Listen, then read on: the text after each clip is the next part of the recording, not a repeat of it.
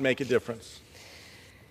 I thank the gentleman for yielding and for his leadership in calling together all of us in support of bringing all of our hostages home and reminding the world that Hamas still has American hostages in its grip. We're joined tonight in the gallery by several of their family members who have spent every night for over half a year praying, mourning, hoping beyond hope for their loved ones' safe return.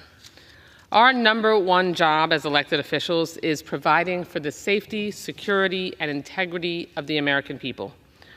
We cannot rest while a terrorist group that has murdered Americans continues to hold Americans hostage. Nothing is more critical than what President Biden and his administration are doing every day. He is fighting tirelessly to bring Americans and the rest of the hostages home right now through a temporary ceasefire agreement. It is unconscionable that Hamas continues to reject a hostage deal and hold over 130 hostages in Gaza.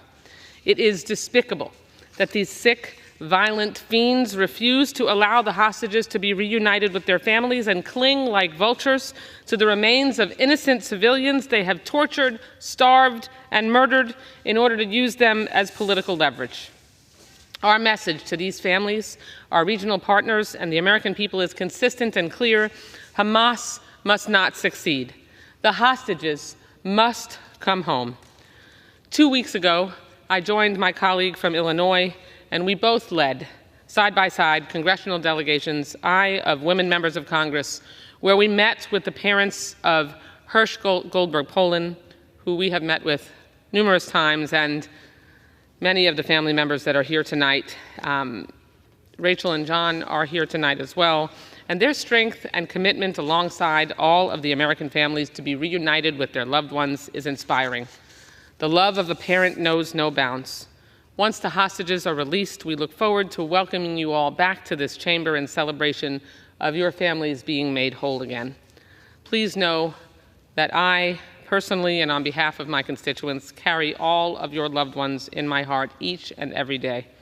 I'm proud President Biden and Vice President Harris have stood by Israel's side all of this time, defending the American and Israeli people and using leverage to push our allies and partners to get a deal done. There has been a deal on the table, and that continues to be negotiated today, spearheaded by President Biden, backed by Israel, Egypt, and Qatar, that will get hostages home, aid into Gaza, and a pause in the fighting. Hamas can end all the pain in hearts right here around us and in that region. If they had any interest in safeguarding Palestinians, this could all be over right now.